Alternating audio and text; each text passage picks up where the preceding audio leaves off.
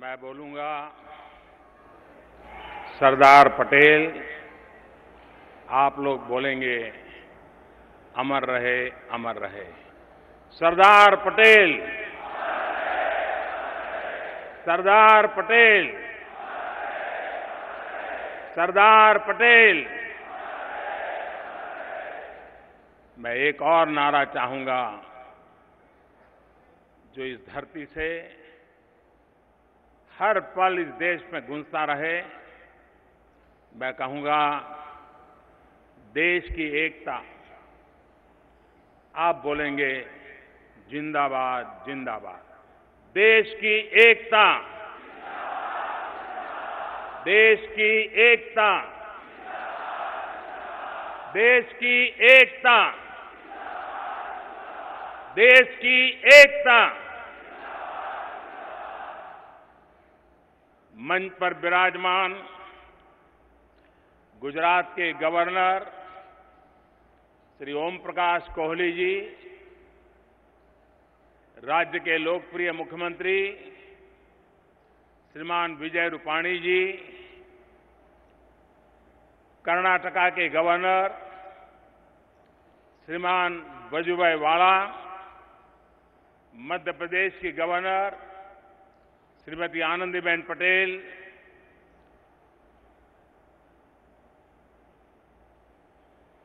संसद में मेरे साथी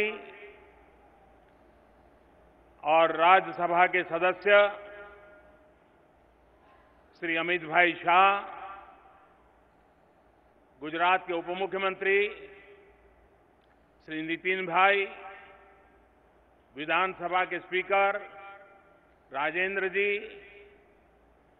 देश विदेश से यहां उपस्थित महानुभाव और मेरे प्यारे भाई और बहनों,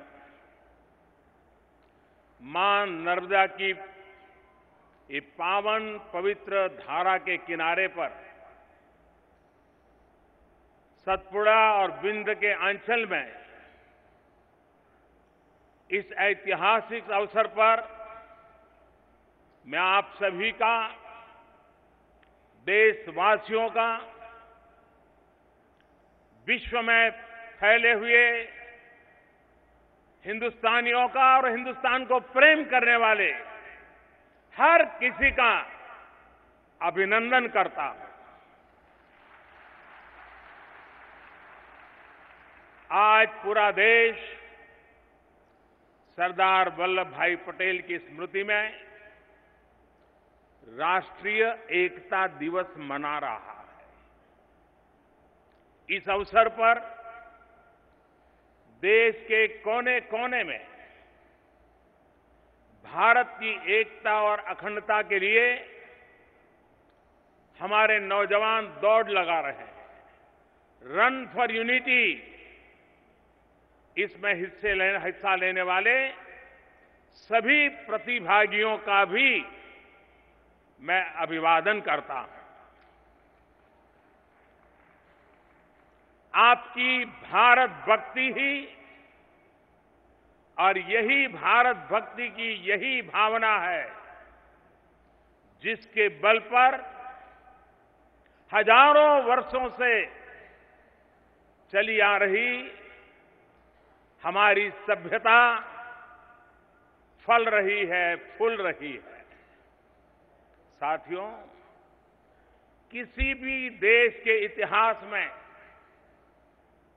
ऐसे अवसर आते हैं जब वो पूर्णता का एहसास कराते हैं।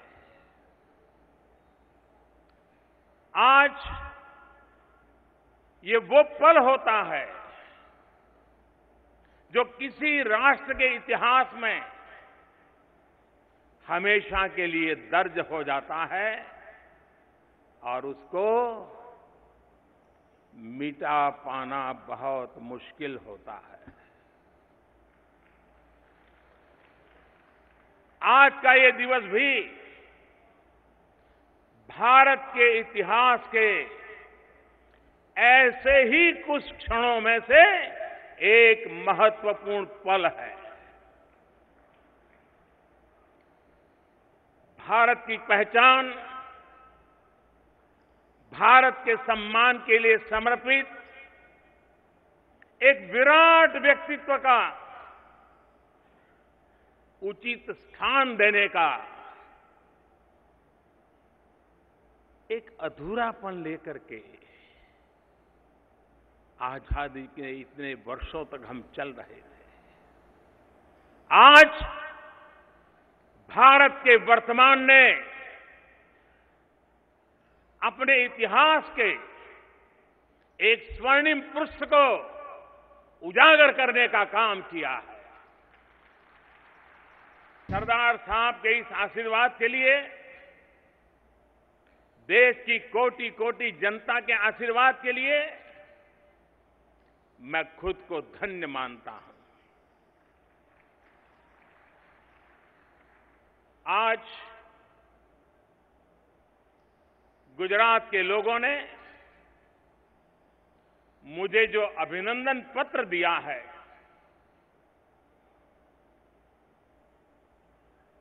उसके लिए भी मैं गुजरात की जनता का बहुत बहुत आभारी हूं।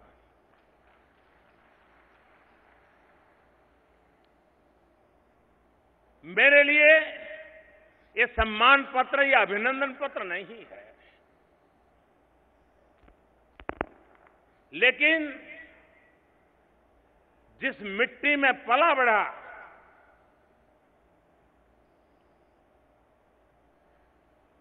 जिनके बीच में संस्कार पाए, और जैसे मां अपने बेटे के पीठ पर हाथ रखती है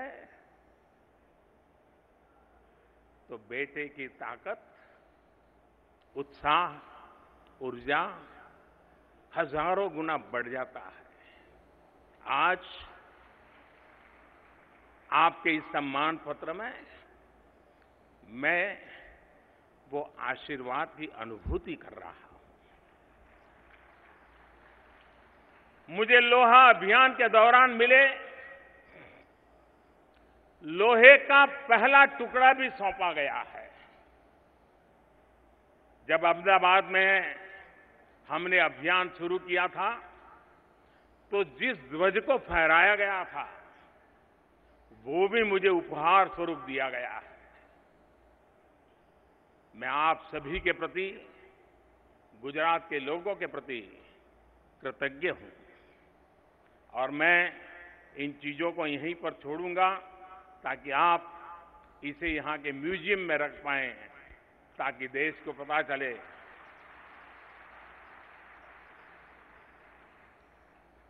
मुझे वो पुराने दिन याद आ रहे हैं और आज जी भर करके बहुत कुछ कहने का मन भी करता है।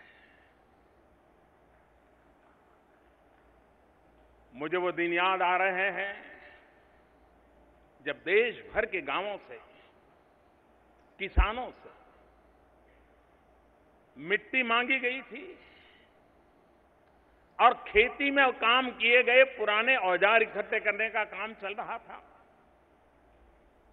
जब देश भर के लाखों गांवों, करोड़ों किसान परिवारों ने खुद आगे बढ़कर इस प्रतिमा के निर्माण को एक जन आंदोलन बना दिया। जमुरी के द्वारा दिए औजारों से सैकड़ों मैट्रिक टन लोहा निकला और इस प्रतिमा का ठोस आधार तैयार किया गया। साथियों, मुझे ये भी याद है कि जब ये विचार मैंने सामने रखा था तो शंकाओं, आशंकाओं का भी एक वातावरण बना था। और मैं पहली बार एक बात आज प्रकट भी करना चाहता हूं। जब ये कल्पना मन में चल रही थी तब मैं यहां की पहाड़ों को खोज रहा था कि मुझे कोई ऐसी बड़ी चट्टान मिल जाए, उसी चट्टान को नक्काशी कर करके उस पर से सरदार साहब की प्रतिमा निकालूं। हर प्रकार के जांच पड़ताल के बाद पाया कि इतनी बड़ी चट्टान भी संभव नहीं है और ये चट्टान भी उतनी मजबूत नहीं है। तो मुझे मेरा विचार बदलना पड़ा और आज जो रूप आप देख रहे हैं उस विचार ने उसमें से जन्म लिया।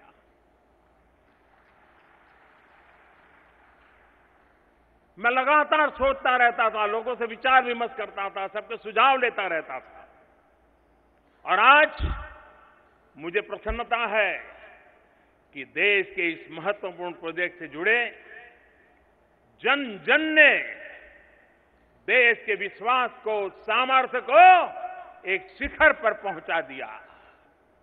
भाइयों और बहनों, दुनिया की ये सबसे ऊंची प्रतिमा पूरी दुनिया को, हमारी भावी पीढ़ियों को उस व्यक्ति के साहस, सामर्थ्य और संकल्प की याद दिलाती रहेगी,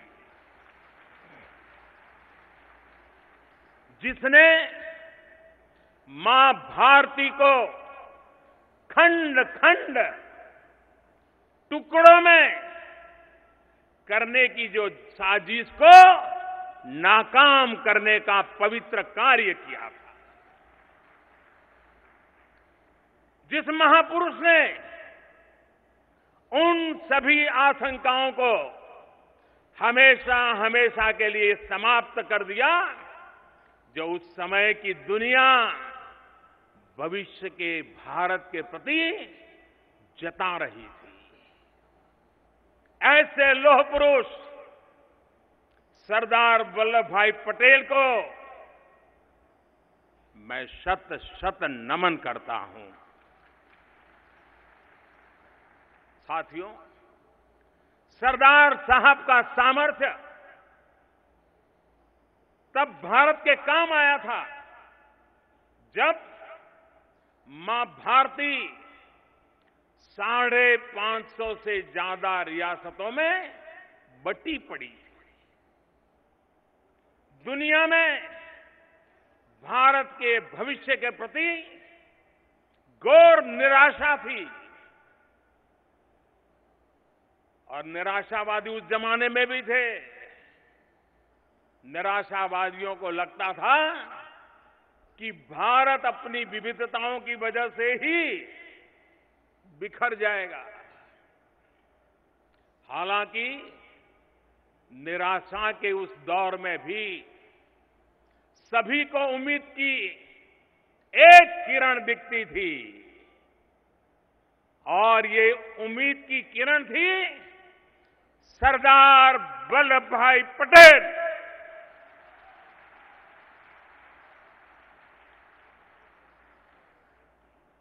सरदार पटेल में कौटिल्य की कूटनीति और शिवाजी महाराज के शौर्य का समावेश था। उन्होंने 5 जुलाई 1947 को रियासतों को संबोधित करते हुए सरदार साहब ने कहा था, और मैं मानता हूं सरदार साहब के वो वाक्य आज भी उतने ही सार्थक है। सरदार साहब ने कहा था, विदेशी आक्रांताओं के सामने हमारे आपसी झगड़े, आपसी दुश्मनी, वैर का भाव हमारी हार की बड़ी वजह थी। अब हमें इस गलती को नहीं दोहराना है और नहीं दोबारा किसी का गुलाम होना है। सरदार साहब के इसी संवाद से एकीकरण की शक्ति को समझते हुए इन राजा रजवाड़ों ने अपने राज्यों का विलय कर दिया था। देखते ही देखते भारत एक हो गया। सरदार साहब के आह्वान पर देश के सैकड़ों राजे रजवाड़ों ने त्याग की मिसाल कायम की थी। हमें राजा रजवाड़ों के इस त्याग को भी कभी नहीं भूलना चाहिए। और मेरा एक सपना भी है कि इसी स्थान के साथ जोड़ करके ये 550 से अधिक जो राजा रजवाड़े थे, उन्होंने देश के एकीकरण के लिए जो कदम उठाए थे, उसका भी एक वर्चुअल म्यूजियम तैयार हो, ताकि आने वाली पीढ़ी को, वरना आज लोकतांत्रिक पद्धति से एक तहसील का अध्यक्ष चुना जाए, यानी इंडियन सिविल सर्विस थी, उसमें न तो कुछ इंडियन था, न वो सिविल थी, और न ही उसमें सर्विस की कोई भावना थी। ये सरदार साहब के शब्द थे। उन्होंने युवाओं से इस स्थिति को बदलने का ऐलान किया। उन्होंने नौजवानों से कहा था कि हम उन्हें पूरी पारदर्शिता के साथ, पूरी ईमानदारी के साथ भारतीय प्रशासनिक सेवा का गौरव बढ़ाना है, उसे भारत के नवनिर्माण के लिए स्थापित करना है। ये सरदार की ही प्रेरणा थी कि भारत की प्रशासनिक सेवा की तुलना स्टील फ्रेम से की गई। भाइयों और बहनों, सरदार पटेल को ऐसे समय में देश का गृह मंत्री बनाया गया था, जो भारत के इतिहास का सबसे मुश्किल क्षण था। उनके जिम्मे देश की व्यवस्थाओं को पुनर्निर्माण का जिम्मा था, तो साथ में अस्त व्यस्त कानून व्यवस्था को संभालने का भी दायित्व था। उन्होंने उन मुश्किल परिस्थितियों से देश को बाहर निकालते हुए हमारी आधुनिक पुलिस व्यवस्था के लिए ठोस आधार भी तैयार किया। साथियों, देश के लोकतंत्र से सामान्य जन को जोड़ने के लिए सरदार साहब प्रतिपल समर्पित रहे। महिलाओं को भारत की राजनीति में सक्रिय योगदान का अधिकार देने के पीछे भी सरदार वल्लभ भाई पटेल का बहुत बड़ा रोल रहा है। जब देश में माताएं बहनें पंचायतों और शहरों की संस्थाओं के चुनाव तक में हिस्सा नहीं ले सकती थी, तब सरदार साहब ने उस अन्याय के खिलाफ आवाज उठाई थी। उनकी पहल पर ही आजादी के कई दशक पहले इस भेदभाव को दूर करने का रास्ता खोला गया था। वो सरदार साहब ही थे जिनके चलते आज मौलिक अधिकार हमारे लोकतंत्र का प्रभावी हिस्सा है। साथियों, ये प्रतिमा सरदार पटेल के उसी प्रण, प्रतिभा, पुरुषार्थ और परमार्थ की भावना का ये जीता जागता प्रकटीकरण है। ये प्रतिमा उनके सामर्थ्य और समर्पण का सम्मान तो है ही, ये न्यू इंडिया, नए भारत के नए आत्मविश्वास की भी अभिव्यक्ति है। ये प्रतिमा भारत के अस्तित्व पर सवाल उठाने वालों को ये याद दिलाने के लिए है कि ये राष्ट्र शाश्वत था, शाश्वत है और शाश्वत रहेगा।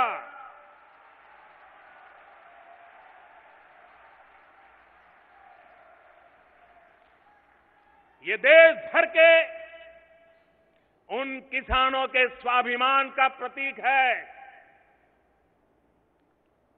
जिनकी खेत की मिट्टी से और खेत के साजो सामान का लोहा इसकी मजबूत नींव बनी और हर चुनौती से टकराकर अन्न पैदा करने की उनकी भावना इसकी आत्मा बनी है। ये उन आदिवासी भाई बहनों के योगदान का स्मारक है जिन्होंने आजादी के आंदोलन से लेकर देश की विकास यात्रा में अपना बहुमूल्य योगदान दिया है। ये ऊंचाई, ये बुलंदी भारत के युवाओं को ये याद दिलाने के लिए है कि भविष्य का भारत आपकी आकांक्षाओं का है जो इतनी ही विराट है। इन आकांक्षाओं को पूरा करने का सामर्थ्य और मंत्र सिर्फ और सिर्फ एक ही है, एक भारत श्रेष्ठ भारत, एक भारत श्रेष्ठ भारत, एक भारत श्रेष्ठ भारत। साथियों, स्टैच्यू ऑफ यूनिटी ये हमारे इंजीनियरिंग और तकनीकी सामर्थ्य का भी प्रतीक है। बीते करीब 3.5 वर्षों में हर रोज औसतन 2,500 कामगारों ने, शिल्पकारों ने मिशन मोड पर काम किया है। कुछ समय के बाद जिनका सम्मान होने वाला है, 90 की आयु को पार कर चुके हैं, ऐसे देश के गणमान्य शिल्पकार श्रीमान राम सुतार जी की अगुवाई में देश के अद्भुत शिल्पकारों की टीम ने कला के इस गौरवशाली स्मारक को पूरा किया है। मन में मिशन की भावना, राष्ट्रीय एकता के प्रति समर्पण और भारत भक्ति का ही, जिसके कारण इतने कम समय में ये काम पूरा हो गया है। सरदार सरोवर डैम, उसका शिलान्यास कब हुआ और कितने दशकों के बाद उसका उद्घाटन हुआ, ये तो अपनी आंखों के सामने देखते देखते हो गया। इस महान कार्य से जुड़े हर कामगार, हर कारीगर, हर शिल्पकार, हर इंजीनियर, इसमें योगदान देने वाले हर किसी का मैं आदरपूर्वक अभिनंदन करता हूं और सबको बहुत बहुत बधाई देता हूं। प्रत्यक्ष और परोक्ष रूप से इसके साथ जुड़े आप सभी का नाम भी सरदार की इस प्रतिमा के साथ इतिहास का एक महत्वपूर्ण हिस्सा हो गया है। साथियों, आज जो ये सफर एक पड़ाव तक पहुंचा है, उसकी यात्रा 8 वर्ष पहले आज के ही दिन शुरू हुई थी। 31 अक्टूबर 2010 को अहमदाबाद में मैंने इसका विचार सबसे पहले सबके सामने रखा था। करोड़ों भारतीयों की तरह तब मेरे मन में एक ही भावना थी कि जिस महापुरुष ने देश को एक करने के लिए इतना बड़ा पुरुषार्थ किया है, उसको वो सम्मान अवश्य मिलना चाहिए जिसका वो हकदार है।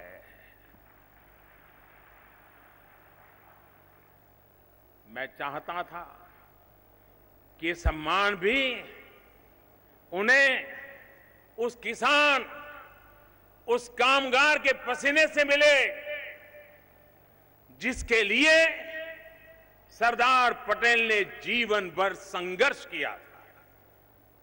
साथियों, सरदार पटेल जी ने खेड़ा से बारडोली तक किसान के शोषण के विरुद्ध न सिर्फ आवाज उठाई, सत्याग्रह किया, बल्कि उनका समाधान भी दिया।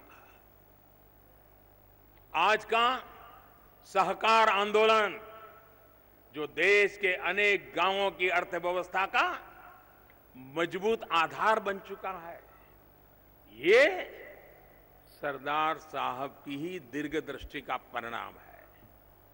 साथियों, सरदार पटेल का ये स्मारक उनके प्रति करोड़ों भारतीयों के सम्मान और देशवासियों के सामर्थ्य का प्रतीक तो है ही। यह देश की अर्थव्यवस्था, रोजगार निर्माण का भी महत्वपूर्ण स्थान होने वाला है।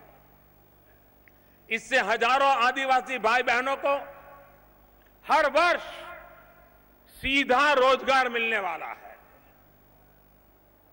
सातपुड़ा और विंध्य के इस अंचल में बसे आप सभी जनों को प्रकृति ने जो कुछ भी सौंपा है, वो अब आधुनिक रूप में आपके काम आने वाला है। देश ने जिन जंगलों के बारे में कविताओं के जरिए पढ़ा, अब उन जंगलों, उन आदिवासी परंपराओं से पूरी दुनिया प्रत्यक्ष साक्षात्कार करने वाली है। सरदार साहब के दर्शन करने आने वाले टूरिस्ट सरदार सरोवर डैम, सातपुड़ा और विंध्य के पर्वतों के दर्शन भी कर पाएंगे। मैं गुजरात सरकार की फिर से प्रशंसा करूंगा कि वो इस प्रतिमा के आसपास के तमाम इलाकों को टूरिस्ट स्पॉट के रूप में विकसित कर रहे हैं। जो फूलों की घाटी बनी है, वैली ऑफ फ्लावर्स, वो इस स्मारक के आकर्षण को और बढ़ाने वाली है। और मैं तो चाहूंगा कि यहां एक ऐसी एकता नर्सरी बने कि यहां आने वाला हर टूरिस्ट एकता नर्सरी से एकता का पौधा अपने घर ले जाएं और एकता का वृक्ष बोएं और प्रतिपल देश की एकता का स्मरण करता रहे। साथ में टूरिज्म यहां के जन जन के जीवन को बदलने वाला है। साथियों, इस जिले और इस क्षेत्र का पारंपरिक ज्ञान बहुत समृद्ध रहा है। स्टैच्यू ऑफ यूनिटी के कारण जब टूरिज्म का विकास होगा तो इस ज्ञान का, परंपरागत ज्ञान का भी प्रसार होगा और इस क्षेत्र की एक नई पहचान बनेगी। मुझे विश्वास है, मैं इस इलाके से जुड़ा रहा हूं, इसलिए मुझे काफी चीजें मालूम है। जब मैं गुजरात का मुख्यमंत्री था तब भी मेरा इन चीजों पे आग्रह था। ये हमारी पुरातन संस्कृति है, संस्कार है, जिनको लेकर हम आगे बढ़ रहे हैं। सरदार वल्लभ भाई पटेल की यह गगनचुंबी प्रतिमा हो, उनकी स्मृति में दिल्ली में आधुनिक म्यूजियम भी हमने बनाया है। गांधीनगर का महात्मा मंदिर और दांडी कुटीर हो, बाबा साहब भीमराव आंबेडकर के पंच तीर्थ हो, हरियाणा में किसान नेता सर छोटू राम की हरियाणा की सबसे ऊंची प्रतिमा हो, कच्छ के मांडवी में आजादी के सशस्त्र क्रांति के पुरोधा, गुजरात की धरती के संतान श्यामजी कृष्ण वर्मा का स्मारक हो, और हमारे आदिवासी भाइयों बहनों के वीर नायक गोविंद गुरु का श्रद्धा स्थल हो। ऐसे अनेक महापुरुषों के स्मारक बीते वर्षों में हम तैयार कर चुके हैं। इसके अलावा नेताजी सुभाष चंद्र बोस का दिल्ली में संग्रहालय हो, छत्रपति शिवाजी महाराज की मुंबई में भव्य प्रतिमा हो, या फिर हमारे आदिवासी नायक, देश के आजादी के वीर, उनकी स्मृति में संग्रहालय बनाने का काम हो, इन सभी विषयों पर हम इतिहास को पुनर्जीवित करने के लिए काम कर रहे हैं। बाबा साहब के योगदान को याद करने के लिए 26 नवंबर को संविधान दिवस व्यापक तौर पर मनाने का फैसला हो, या फिर नेताजी के नाम पर राष्ट्रीय सम्मान शुरू करने का ऐलान हो, ये हमारी ही सरकार ने इन सारी बातों की शुरुआत की है। लेकिन साथियों, कई बार तो मैं हैरान रह जाता हूं जब देश में ही कुछ लोग हमारी इस मुहिम को राजनीति के चश्मे से देखने का दुस्साहस करते हैं। सरदार पटेल जैसे महापुरुषों, देश के सपूतों की प्रशंसा करने के लिए भी पता नहीं हमारी आलोचना की जाती है। ऐसा अनुभव कराया जाता है जैसे हमने बहुत बड़ा अपराध कर दिया है। मैं आपसे पूछना चाहता हूं, क्या देश के महापुरुषों का स्मरण करना अपराध है क्या? क्या देश के महापुरुषों का स्मरण करना अपराध है क्या? साथियों, हमारी कोशिश है कि भारत के हर राज्य के नागरिक, हर नागरिक का पुरुषार्थ सरदार पटेल के विजन को आगे बढ़ाने में अपने सामर्थ्य का पूरा इस्तेमाल कर सके।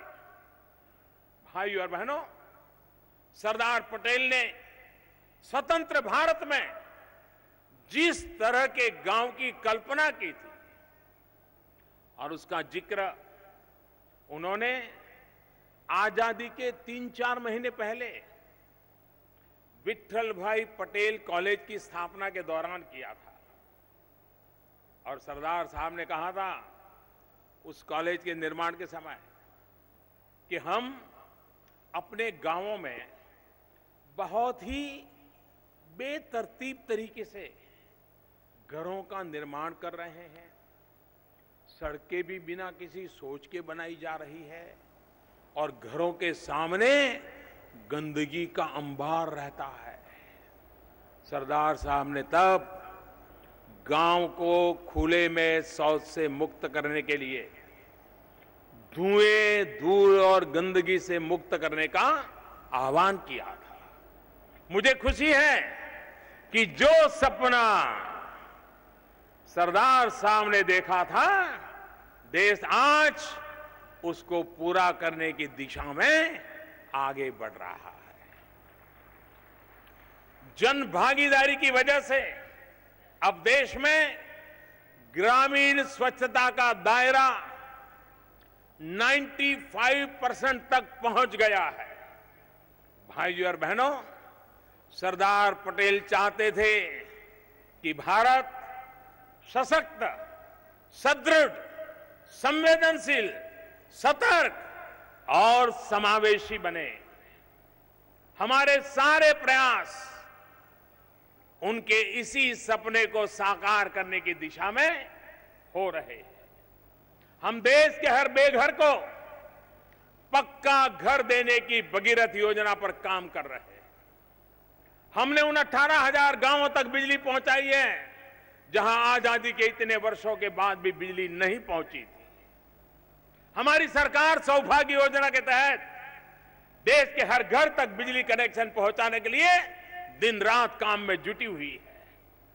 देश के हर गांव को सड़क से जोड़ना, ऑप्टिकल फाइबर नेटवर्क से जोड़ना, डिजिटल कनेक्टिविटी से जोड़ने का काम आज तेज गति से किया जा रहा है।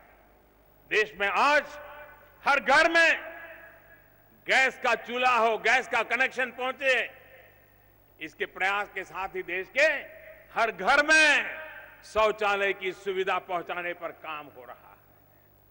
सरकार ने दुनिया की सबसे बड़ी, जब मैं दुनिया के लोगों को बताता हूं तो उनको अचरज होता है, अमेरिका की जनसंख्या, मैक्सिको की जनसंख्या, कनाडा की जनसंख्या, इन सबको मिला ले और जितनी संख्या होती है उससे ज्यादा लोगों के लिए प्रधानमंत्री जन आरोग्य योजना, आयुष्मान भारत योजना, लोग कभी कभी उसको मोदी केयर भी कहते हैं, ये स्वस्थ भारत के निर्माण करने में मदद करने वाली योजना है। वो भारत को आयुष्मान करने वाली योजना है। समावेशी और सशक्त भारत के लक्ष्य को पूरा करने की कोशिश का हमारा आधार, हमारा ध्येय मंत्र सबका साथ, सबका विकास, यही हमारा ध्येय मंत्र है। भाइयों और बहनों, सरदार साहब ने रियासतों को जोड़कर देश का राजनीतिक एकीकरण किया। वहीं हमारी सरकार ने जीएसटी के माध्यम से देश का आर्थिक एकीकरण किया है। वन नेशन वन टैक्स का सपना साकार किया है।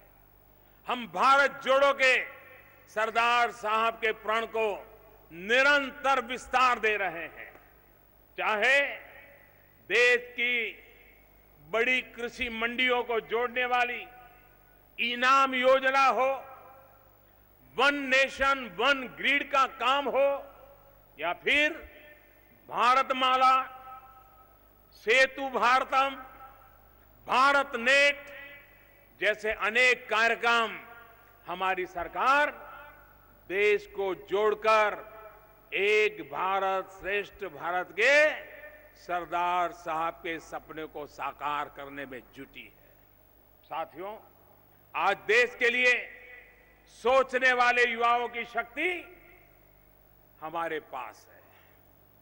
देश के विकास के लिए यही एक रास्ता है जिसको लेकर सभी देशवासियों ने आगे बढ़ना है।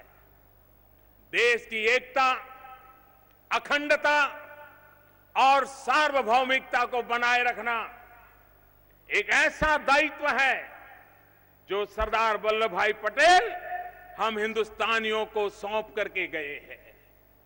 हमारी जिम्मेदारी है कि हम देश को बांटने की हर तरह की कोशिश का पुरजोर जवाब दें, और इसलिए हमें हर तरह से सतर्क रहना है।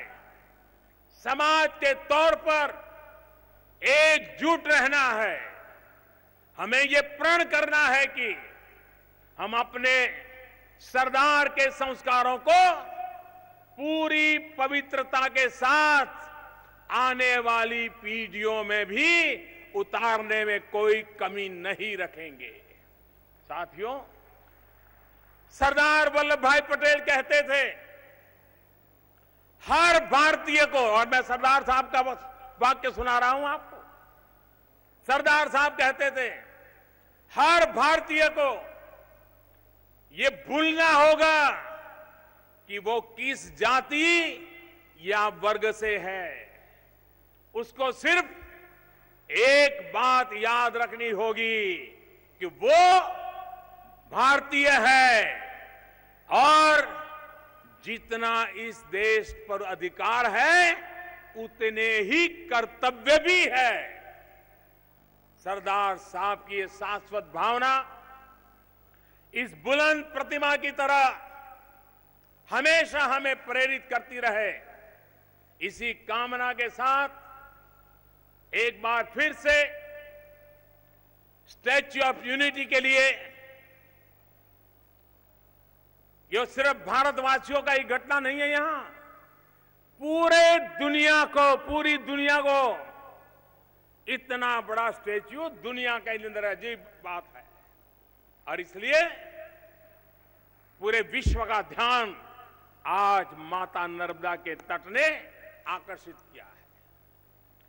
इससे जुड़े हुए हर साथी को मैं बधाई देता हूं। इस सपने को साकार करने में लगे हुए हर किसी का अभिनंदन करता हूं।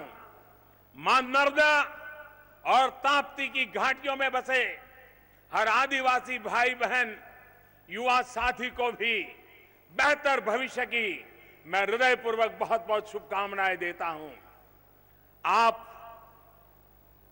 पूरा देश आज इस अवसर से जुड़ा है, विश्व भर के लोग आज इस अवसर से जुड़े हैं और इतने बड़े उमंग और ऊर्जा के साथ एकता के मंत्र को लेकर के आगे ले जाने के लिए ये एकता का तीर्थ तैयार हुआ है। एकता की प्रेरणा बिंदु हमें यहां से प्राप्त हो रहा है। इसी भावना के साथ हम चले, औरों को भी चलाएं, हम जुड़े और औरों को भी जोड़े और भारत को एक भारत श्रेष्ठ भारत बनाने का सपना लेकर के चले। मेरे साथ बोले सरदार पटेल, सरदार पटेल।